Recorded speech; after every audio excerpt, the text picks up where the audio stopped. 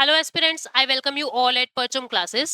आज की क्लास में देखिए हमें वीकली फाइनेंस और बैंकिंग के जितने भी करंट अफेयर आए हैं इस बीते हफ्ते में उनको डिस्कस करना है।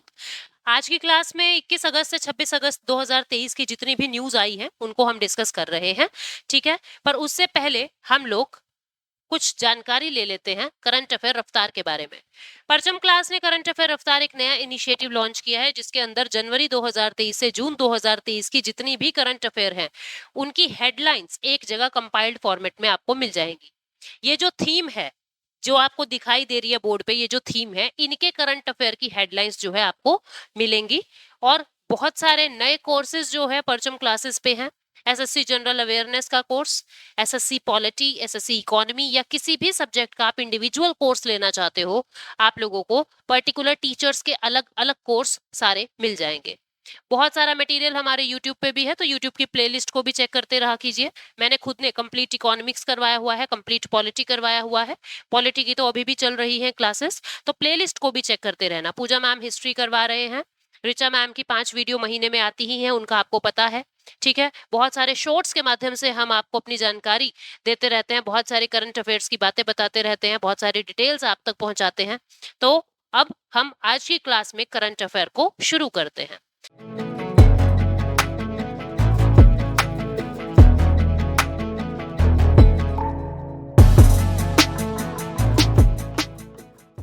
देखिए, सबसे पहला जो है, इंडिया का जो फॉरेन एक्सचेंज रिजर्व है वो इंक्रीज हो गया है। न्यूज को स्लाइड से बाद में देखेंगे, पहले हम समझ लेते हैं। देखो, इंडिया का जो फॉरेन एक्सचेंज रिजर्व है ना, इंडियन फॉरेक्स जिसको हम कह देते हैं, यानी फॉरेन एक्सचेंज रिजर्व, इसके अंदर 4 चीज आती है। एक आता है गोल्ड यानी सोना, एक आती है फॉरेन करेंसी, ठीक है, मुद्राएं जैसे डॉलर, यूरो, येन, युआन, पाउंड, फॉरेन करेंसी। फिर आता है आपका एसडीआर और फिर आता है आरटीपी। आरटीपी बोले तो रिवर्स ट्रांसपोजिशन और एसडीआर बोले तो स्पेशल ड्रॉइंग राइट्स। ये 4 चीजें इंडियन फॉरेक्स को बनाती है। बहुत बार तो यही सवाल बन जाता है कि which of the following is not included in Indian forex या which of the following is included in Indian forex. कोई भी आपसे ये नहीं पूछेगा कि फॉरेक्स कितना हो गया, 639 बिलियन हो गया, कितना हो गया, कभी सवाल नहीं बनेगा। सवाल बन सकता है एसडीआर से, सवाल बन सकता है फॉरेक्स में क्या क्या होता है इस चीज से। ठीक है, तो हमें उन्हीं चीजों पे अपना ध्यान केंद्रित करना है। ठीक है, तो 4 चीजें गोल्ड, फॉरेन करेंसी, एसडीआर और आरटीपी होती है। अब ये नया शब्द आप लोगों को दिख रहा है, एसडीआर क्या होता है?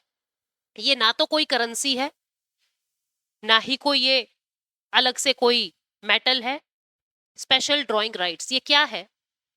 आप इनको ऐसा समझ सकते हो, आईएमएफ का अधिकार है। क्या मतलब इस बात का? देखो, आईएमएफ का अगर किसी को मेंबर बनना है, जैसे आप यूट्यूब पे किसी का पेड बैच ले रहे हो तो आपको सब्सक्राइब करना पड़ता है ना, आपको सब्सक्रिप्शन फीस देनी पड़ती है।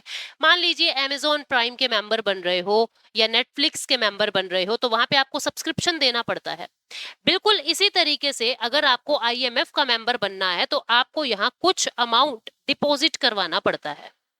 वो फिक्स होता है कि इतने परसेंट आपको डॉलर में, इतने परसेंट आपको डोमेस्टिक करेंसी में देना है। तो हम कुछ अमाउंट जो है वो आईएमएफ में डिपॉजिट करवाते हैं, और जो कंट्री जितना डिपॉजिट करवाता है उस हिसाब से उसको एक डॉक्यूमेंट मिल जाता है। ठीक है, जिसको हम एसडीआर नाम देते हैं, स्पेशल ड्राइंग राइट्स नाम देते हैं। ये एसडीआर क्या है? जब भी आप किसी मुसीबत में हो और आप इन कागजों के बदले किसी भी करेंसी को प्राप्त कर सकते हो, आप ये एसडीआर सामने वाली पार्टी को दोगे और वो देश आपको डॉलर, यूरो, येन, युआन, पाउंड ये दे देगा। और एसडीआर की वैल्यू जो है, एक एसडीआर बराबर बराबर x dollar, x US dollar, यानी एसडीआर की वैल्यू जो है डॉलर में आंकी जाती है। भाई, इतने एसडीआर से आपको इतने डॉलर मिल जाएंगे जब आप मुसीबत में होगे, जब आपके यहाँ क्राइसिस होंगे। तो ये एसडीआर क्या है? एक ऐसे डॉक्यूमेंट हैं जो आपको आईएमएफ से मिलते हैं। आईएमएफ की मेंबरशिप में कितने मिलेंगे? जितना आप डिपॉजिट दोगे उस हिसाब से आपको एसडीआर मिलेंगे, और उसी हिसाब से आपका कोटा डिसाइड होता है। कोटा का मतलब क्या है कि आपके वोट में पावर कितनी है, आपके वोटिंग राइट्स कितने हैं। भाई, आपने अगर किसी बात के लिए हाँ कही तो कितनी वोट मानी जाएगी। जैसे अमेरिका अगर किसी बात को हाँ कहता है या ना कहता है तो 17% वोट उनकी हो जाती है। 17 वोट एक बार हाँ को मिल गई अगर अमेरिका ने हाँ कह दी। अमेरिका ने ना कह दी तो 17 वोट जो है ना में मिल गई। इसी तरीके से भारत को भी या किसी भी देश को भी वोटिंग राइट्स किस हिसाब से मिलेंगे, जितना उन्होंने डिपॉजिट किया है, जितना उनके पास एसडीआर है। ये एसडीआर क्या है? ऐसे डॉक्यूमेंट्स हैं जिनके बदले आपको कोई करेंसी मिल जाती है। जब भी आपको क्राइसिस होंगे, हमारे यहाँ करेंसी की फॉरेन करेंसी की प्रॉब्लम होती है। फॉरेन करेंसी नहीं है तभी किसी देश के अंदर क्राइसिस आ रहे हैं। ठीक है, तो आपके फॉरेक्स में, आपके विदेशी भंडार में वो करेंसी जो है वो शामिल कर दी जाती है ये एसडीआर बेच के। समझ गए? और इसको कोई भी मना नहीं करता। बहुत ऐसे सॉलिड वाली हम कह सकते हैं डॉक्यूमेंट होते हैं, बहुत ऑथेंटिक होते हैं और बहुत पावरफुल होते हैं। तो ये पूरा स्पेशल ड्राइंग राइट्स का कंसेप्ट था। और 4 चीजें क्या होती हैं हमारे फॉरेक्स में वो हमने देखी। अब हम न्यूज पे चलते हैं कि न्यूज है क्या। अब आपको आसानी से समझ आ जाएगी। क्या कह रहा है ये जो हमारा फॉरेन एक्सचेंज रिजर्व है वो यूएसडी 708 मिलियन से बढ़ के 602.16 बिलियन हो गया है। ठीक है, आरबीआई का डाटा है, ये हाल ही में ये डाटा रिलीज हुआ है। इसके अंदर 4 चीज है: foreign currency asset, gold reserve, special drawing rights और रिजर्व ट्रांसपोजिशन आरटीपी जिसको कहते हैं। 4 चीजें आती हैं। ठीक है, और ज्यादा डाटा में आप मत घुसना। स्पेशल ड्राइंग राइट्स के बारे में पता होना चाहिए। ये कोई करेंसी या ये कोई क्लेम नहीं है। ये कोई करेंसी ना कोई क्लेम, ये एक पोटेंशियल क्लेम है जिसको आप फ्रीली यूजेबल करेंसी में कन्वर्ट करा सकते हो। आईएमएफ का मेंबर होने के नाते आपको ये मिलती है और जिसके बदले मुसीबत पड़ने पे आप इनको कन्वर्ट करा सकते हो डॉलर में, यूरो में, येन में, युआन में। ठीक है, डॉलर, यूरो, येन, युआन और पाउंड में। और जो ये युआन है ना चाइना का, रेनमिनबी जिसको कह रहे हो, ये 2016 में इसकी बास्केट में ऐड हुआ है। क्या मतलब हुआ इस बात का, इसको समझना। देखो, एक एसडीआर की वैल्यू जो है वो इन 5 करेंसीज के ऊपर डिपेंड करता है। डॉलर, कौन सा डॉलर? US dollar. ठीक है, डॉलर, पाउंड, येन, युआन, यूरो, ये 5 करेंसी का वेटेड एवरेज निकाला जाता है और एक एसडीआर की वैल्यू निकाली जाती है डॉलर्स में, यूएस डॉलर में। ठीक है, और जब आपको करेंसी एक्सचेंज करानी होगी एसडीआर के बदले तो इन्हीं 5 करेंसी में आपको ये करेंसी मिलेगी। या तो डॉलर ले लो, या यूरो ले लो, या येन ले लो, या युआन ले लो, या पाउंड स्टर्लिंग ले लो। ठीक है, तो ये एसडीआर है जो हमने अभी समझा। ठीक, इसके बाद अच्छा ये भी देख लेना भारत का कोटा कितना है, ये सवाल बन सकता है। इंडिया का जो वोटिंग राइट्स है वो 0.3% से इंक्रीज होके 2.3% हो गया है। ठीक है, चाइना का वोटिंग राइट 3.8% से बढ़ के 6% हो गया है। 2.3 से भी बढ़ के भारत का आज का वोटिंग राइट भारत के 2.6% है। ठीक है, इसका मतलब क्या हुआ कि अपने ये कोटा है, ये इतना प्रतिशत कोटा हमको आईएमएफ में मिला हुआ है।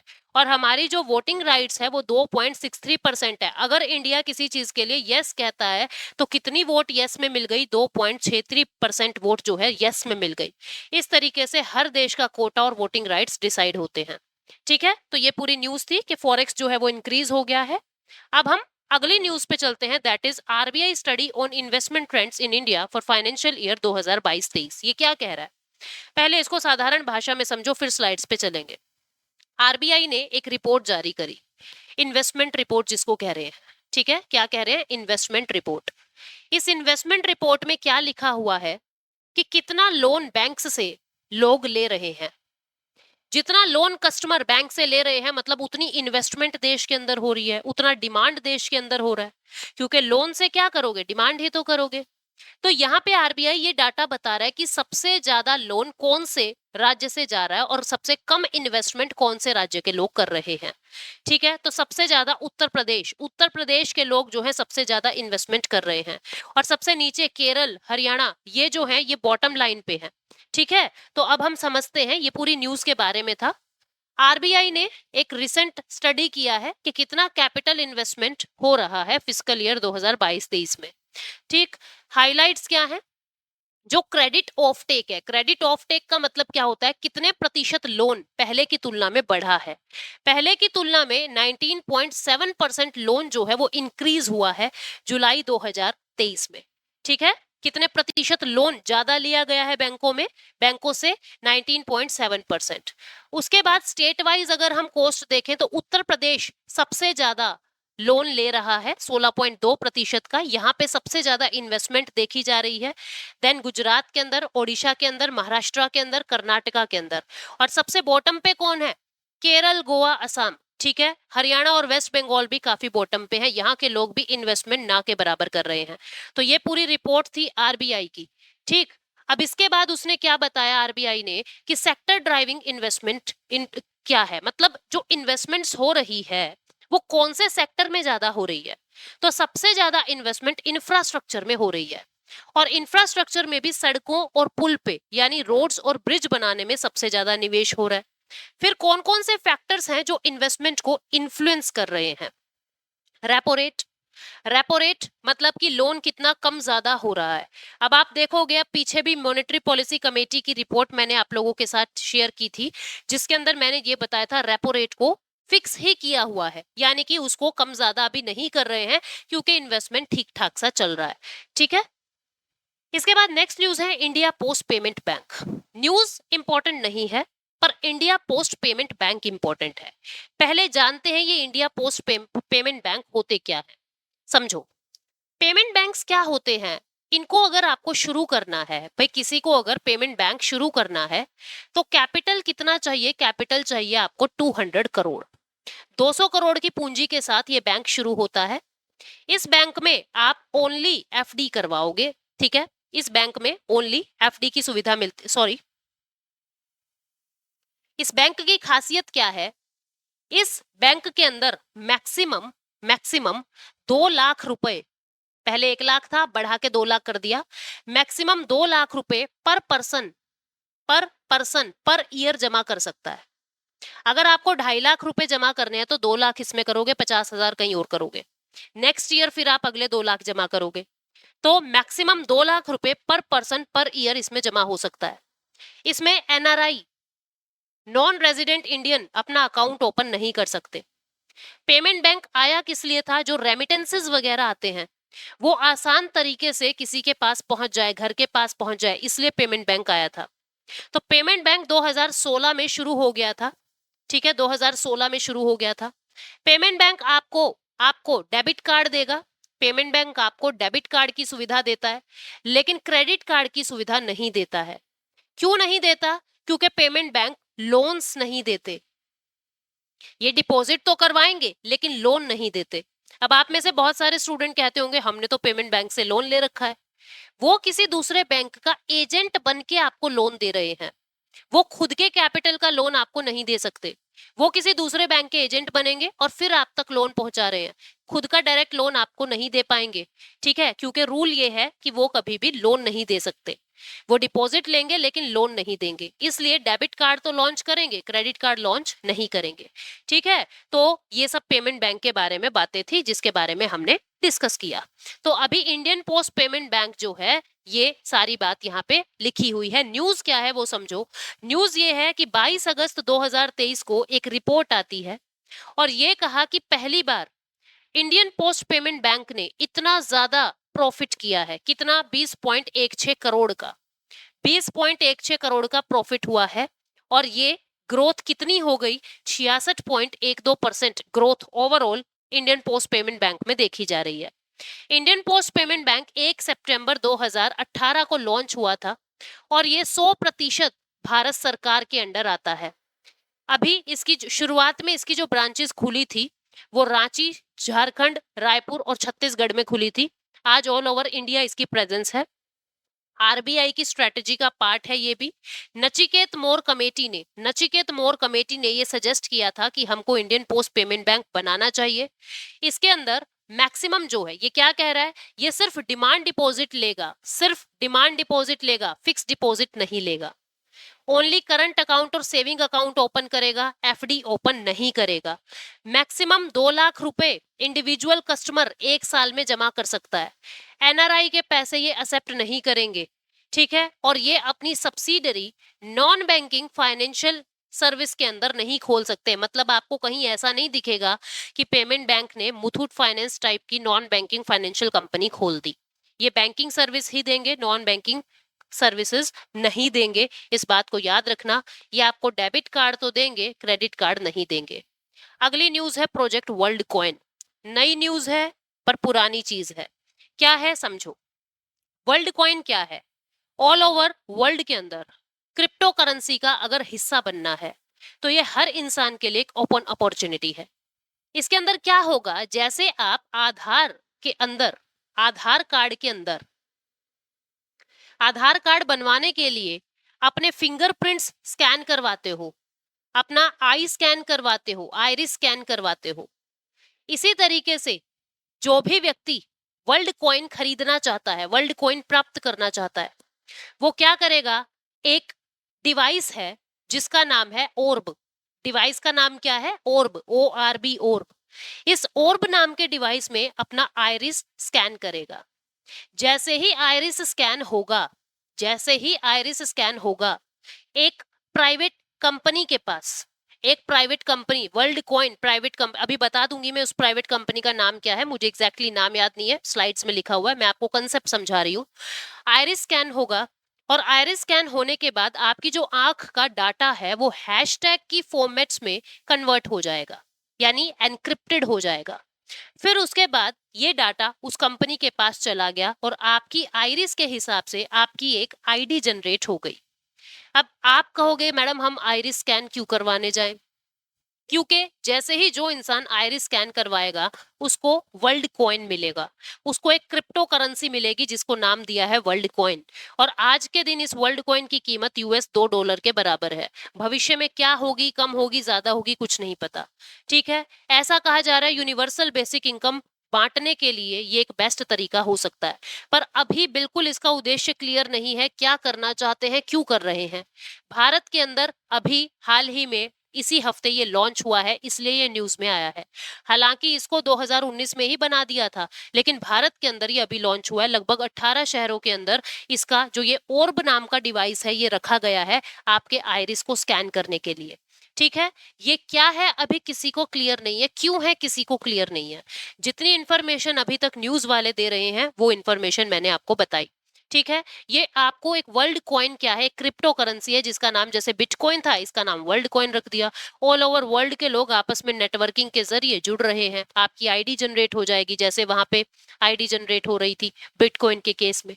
ठीक है, तो ये पूरी न्यूज थी। हम देखते हैं यहाँ पे क्या लिखा हुआ है।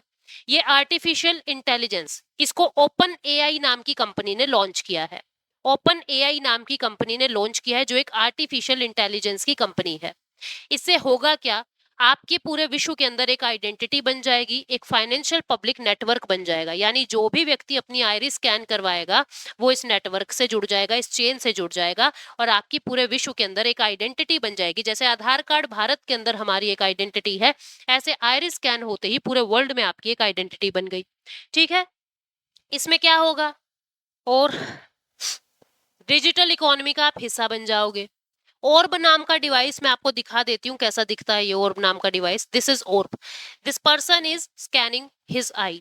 ये अपना आइरिस स्कैन कर रहा है इस डिवाइस के अंदर जिसको ओर्ब कह रहे हैं, और भारत के अंदर भी ये डिवाइस पहुंच चुका है। ठीक है, क्रिप्टो करेंसी जो है उसको नाम दिया है वर्ल्ड कॉइन और इस डिवाइस को नाम दिया है ओर्ब, जो बायोमेट्रिक आपका आइरिस स्कैन करेगा। जैसे ही आइरिस स्कैन करोगे यानी आप उस नेटवर्क का हिस्सा बन गए हो और आपको एक वर्ल्ड आईडी मिल जाएगी। वर्ल्ड आईडी मिलते ही आपको वर्ल्ड कॉइन यानी वर्ल्ड क्रिप्टो मिल जाएगा और जिसका आप भविष्य में ट्रांजैक्शन कर सकते हो। ठीक है, वर्ल्ड कॉइन क्लेम्स दैट, ये ऐसा कहता है कि इससे जो आइरिस आपका गया है इससे कोई डुप्लीकेशन नहीं हो सकता, आपका डाटा कहीं चोरी नहीं हो सकता। ये बातें यहाँ पे किया जा रहा है। आइरिस ही क्यों स्कैन करवाया जा रहा है? क्योंकि ये आपके इंसान होने का एक प्रमाण है, इंसान होने का एक प्रूफ है, प्रूफ ऑफ पर्सनहुड। ठीक है, इसके ये व्यक्ति कर रहा है, ये मैंने बता दिया। इंडिया के अंदर क्या है, इंडिया के अंदर 18 लोकेशन पे इनको सेट किया गया है, दिल्ली, नोएडा, बैंगलोर और अलग अलग जगह पे। इसका क्रिटिसिज्म क्या है, इसकी निंदा क्यों कर रहे हैं? एक तो यूं नहीं पता ये क्यों है, होगा क्या इससे। दूसरा, ये नहीं पता कि आपकी प्राइवेसी रहेगी या नहीं रहेगी, क्योंकि राइट टू प्राइवेसी हमारा एक फंडामेंटल राइट है। और जब हम अपना आइरिस दे रहे हैं, जो हमने आधार कार्ड में भी दिया था, तब भी यही पंगा पड़ा था कि भाई प्राइवेसी नहीं रहेगी। तो अब इस काम से रहेगी या नहीं रहेगी, वो तो चलो सरकार ने लिया है, ये तो कोई प्राइवेट कंपनी ले रही है, तो ये कितना सिक्योर है कुछ नहीं कह सकते अभी। ठीक है, तो ये पूरी वर्ल्ड कॉइन के बारे में न्यूज थी। नेक्स्ट आसान न्यूज है, पर कुछ चीजें अपने को फोकस करनी है। आसियान और इंडिया की इकोनॉमिक मिनिस्टीरियल मीटिंग हुई है इंडोनेशिया के अंदर। कहां पे? इंडोनेशिया। आसियान का मेंबर नहीं है इंडिया, पर इकोनॉमिक मिनिस्टीरियल मीटिंग हुई है कहां पे? इंडोनेशिया के अंदर, सेमरंग नाम की जगह पे। अब इसमें क्या क्या कर रहे हैं हम? इकोनॉमिक पार्टनरशिप को बूस्ट कर रहे हैं। पैंडेमिक से लड़ने के लिए, जैसा अभी एक पैंडेमिक आया था कोविड-19, भविष्य में भी कुछ आता है तो हमें क्या करना है, ठीक है। और हमारा जो ट्रेड है, बायलैटरल ट्रेड इंडिया और आसियान के मेंबर्स के बीच में, वो बढ़ता जा रहा है, उसके बारे में डिस्कशन होता है। अब यहाँ पे एक इंडिया बिजनेस काउंसिल यानी आसियान इंडिया बिजनेस काउंसिल की बात की गई है, AIBC। ये क्या है? 2023 के अंदर, मतलब पूरी 2023 में एक मीटिंग होगी, 5th मीटिंग होगी। मार्च 2023 में मीटिंग हुई थी, जहां पे ये आसियान इंडिया बिजनेस काउंसिल की मीटिंग हुई थी, और इकोनॉमिक्स के अंदर और कैसे कैसे लिंकेज बन सकते हैं उनकी बात की थी। उसके बाद रीजनल और ग्लोबल चैलेंजेस को एड्रेस करने की बात कही कि सप्लाई चेन हमको अच्छा रखना है, food security, energy security, health, financial stability, इन चीजों पे डिस्कशन हुआ वहां पे। AITIGA यानी कि ASEAN India trade in good agreement, trade agreement sign हुए, फ्री ट्रेड एग्रीमेंट साइन हुआ, ठीक है, दोनों देशों के बीच में। फ्री ट्रेड एग्रीमेंट क्या होता है कि अब आसियान और इंडिया के बीच में कुछ सामान की, गुड्स या सर्विसेज की आवाजाही होगी तो वो टैक्स फ्री होगी या बहुत ना के बराबर टैक्स लगेगा, मतलब कुछ बेनिफिट मिलेंगे दोनों तरफ। इसको फ्री ट्रेड एग्रीमेंट कहते हैं, ठीक है। अभी इसका रिव्यू लेंगे। ये जो फ्री ट्रेड एग्रीमेंट है अभी लागू नहीं हुआ है, इसका रिव्यू करके फिर इसको लागू करेंगे। आसियान है क्या? आसियान 1967 में बनता है बैंकॉक, थाईलैंड के अंदर, ठीक है, और बैंकॉक डिक्लेरेशन से ही ये बनता है। इसके अंदर अभी 10 मेंबर हैं। फाउंडिंग मेंबर में 5 थे, इंडोनेशिया, मलेशिया, फिलीपींस, सिंगापुर और थाईलैंड। इन 5 देशों ने मिलकर आसियान बनाया था। आज के दिन इसके अंदर 10 मेंबर हैं। Brunei, Cambodia, Indonesia, Laos, Malaysia, Myanmar, Philippines, Singapore, Thailand और वियतनाम। इंडिया मेंबर नहीं है, इस बात को याद रखोगे। आसियान के अंदर अभी टोटल जो जीडीपी है सारे देशों का मिला के 3.2 ट्रिलियन हो गया है, ठीक है। दोनों भारत और आसियान के बीच में बहुत अच्छा बायलेटरल ट्रेड चल रहा है, इतना प्रतिशत ये बढ़ गया है। इतनी चीजें याद करने की जरूरत नहीं होती है, आपको पता होना चाहिए आसियान कब बना, कौन से डिक्लेरेशन से बना, कितने मेंबर हैं, भारत मेंबर है या नहीं है, फाउंडिंग मेंबर कौन है, बस ये पता होना चाहिए। ये वो देश हैं जो इसके मेंबर हैं, आप देख सकते हो, Philippine, Laos, Vietnam, Myanmar, Thailand, Malaysia, Cambodia, Brunei, Indonesia and Singapore. ये 10 देश आसियान के मेंबर हैं।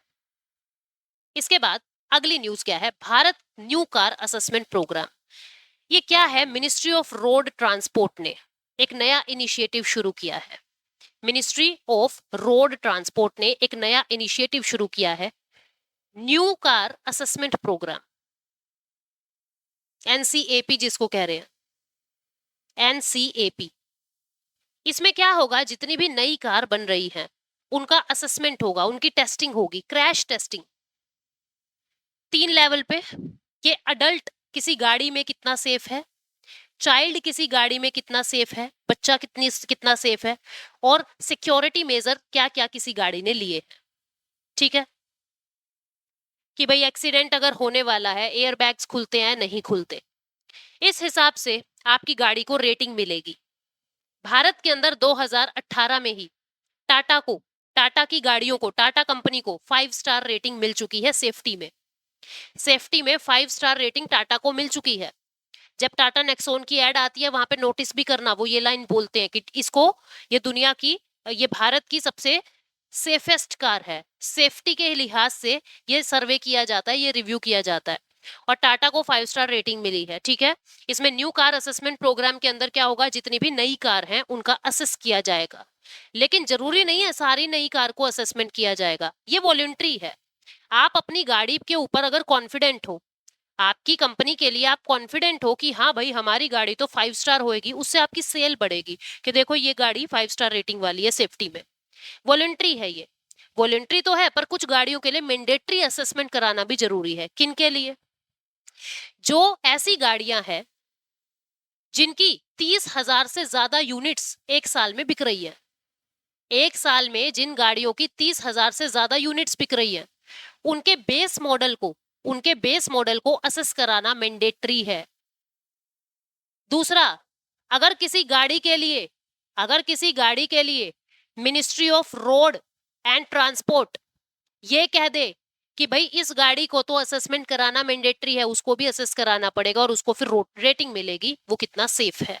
ठीक है, तो ये पूरा न्यू कार असेसमेंट प्रोग्राम था जिसके बारे में मैंने आपको शॉर्ट में बताया। अभी स्लाइड्स पे चलते हैं। स्लाइड से ना पढ़ना मुझे अच्छा नहीं लगता, जिसकी वजह से मैं आपको पहले बोर्ड पे बता देती हूँ। 1 अक्टूबर 2023 से आने वाला समय 1 अक्टूबर 2023 से ये चीज लागू हो जाएगी, जिसके अंदर Bharat new car assessment programme किया जाएगा। ठीक है, ये क्या है? इसमें 1 से लेके 5 स्टार तक आपको रेटिंग मिलेगी।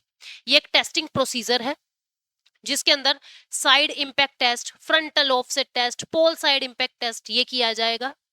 ऐसी गाड़ियों की असेसमेंट होगी जो 8 सीट वाली हैं। 8 सीट जैसे इंक्लूडिंग ड्राइवर, एक ड्राइवर हो गया, 7 पैसेंजर हो गया। पैसेंजर गाड़ियों की असेसमेंट की जाएगी और 3500 किलो से ज्यादा का व्हीकल नहीं होगा जिसका असेसमेंट किया जाएगा। मतलब ये बड़े बड़े ट्रक को असेस नहीं करेंगे।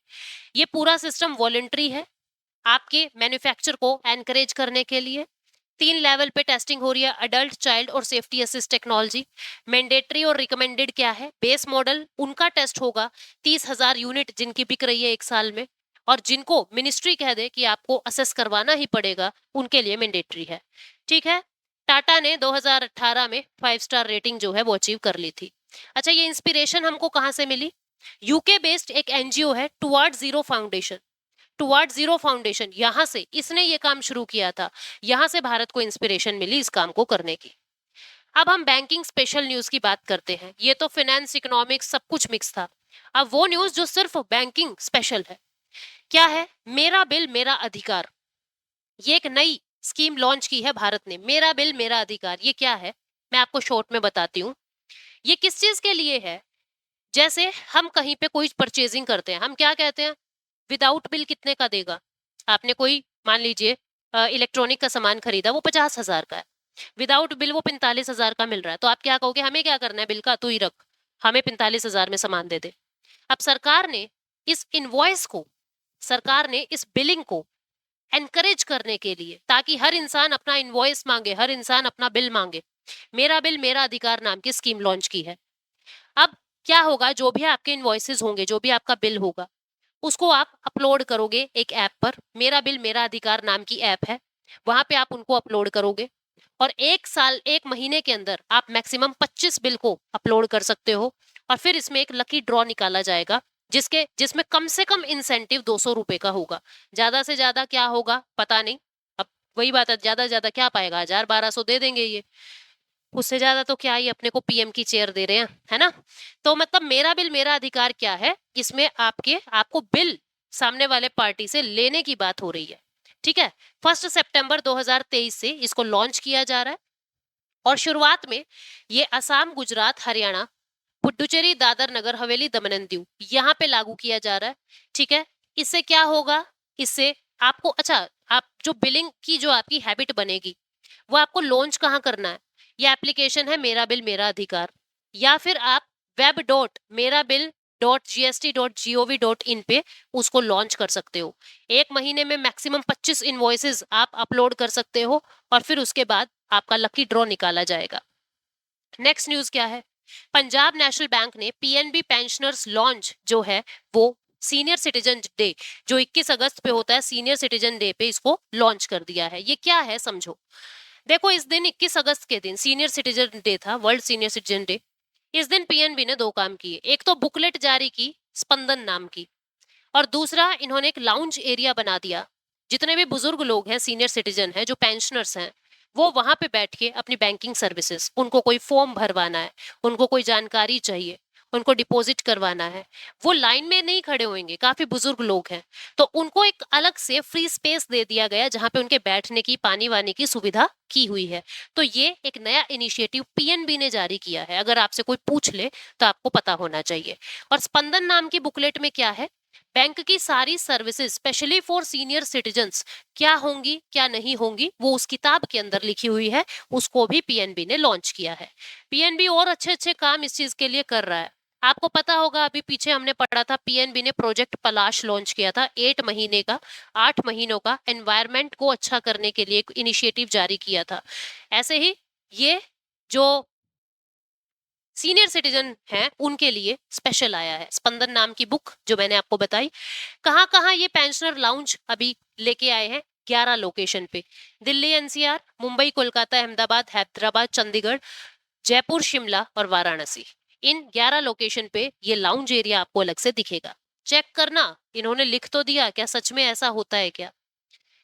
इसके बाद नेक्स्ट है न्यूज, बैंक ऑफ बड़ौदा ने री नो योर कस्टमर सर्विस को हैसल फ्री बनाने के लिए एक अपडेट किया है। क्या है, आप अपने घर पे बैठे अपने नो योर कस्टमर काम कर सकते हो, अपने नो योर कस्टमर की अपडेट कर सकते हो। बैंक ऑफ बड़ौदा ने यह सुविधा जारी की है, वीडियो कॉल के माध्यम से, फोन के माध्यम से, मैसेजिंग के माध्यम से। अब क्या होगा, आप अपना नो योर कस्टमर को आप अपडेट करवा सकते हो। आपको क्या करना होगा, आप इंडियन रेजिडेंट होने चाहिए ये सुविधा लेने के लिए, 18 साल से ज्यादा उम्र के होने चाहिए, आपका आधार नंबर बना हो, आपका ओरिजिनल पैन कार्ड बना हो।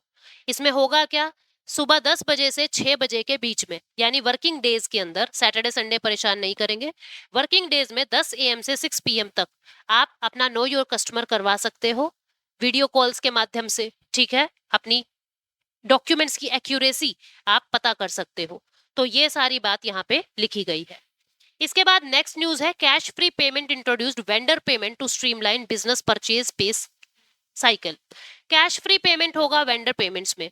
इसमें क्या हो रहा है, ऑनलाइन बिल का एक सिस्टम जारी किया गया है। बहुत ज्यादा इंपॉर्टेंट न्यूज नहीं है, पर अगर कभी पता लग जाए कि वेंडर पेमेंट क्या है, ये है कि आप वेंडर को ऑनलाइन पेमेंट कर रहे हो, कैशलेस पेमेंट कर रहे हो, तो कैशलेस इंडिया को प्रमोट करने के लिए ये चीज जारी कर दी गई है।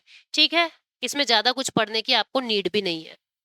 अब इसके बाद नेक्स्ट है अदर इंपॉर्टेंट न्यूज। बैंकिंग की दुनिया में और इंपॉर्टेंट न्यूज क्या थी जो एक एक लाइन में बतानी थी मुझे, आपको बहुत डिटेल में नहीं जाना।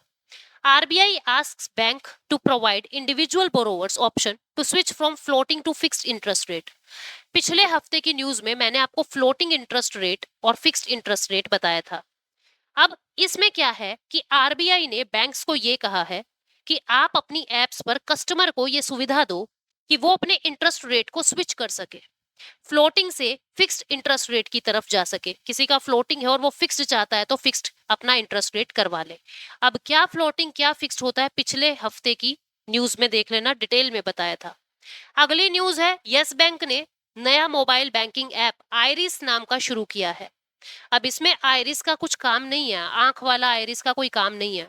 इसमें क्या है कि आप अपने मोबाइल बैंकिंग एक्सपीरियंस को और ज्यादा कंज्यूमर तक पहुंचा सकोगे, यानी कि मोबाइल पे ही आपका अकाउंट खुल जाएगा, मोबाइल पे ही आपको लोन मिल जाएगा, मोबाइल पे ही आपका क्रेडिट कार्ड आ जाएगा, मोबाइल पे ही आपका डेबिट कार्ड आ जाएगा, आपको बैंक उठ के नहीं जाना।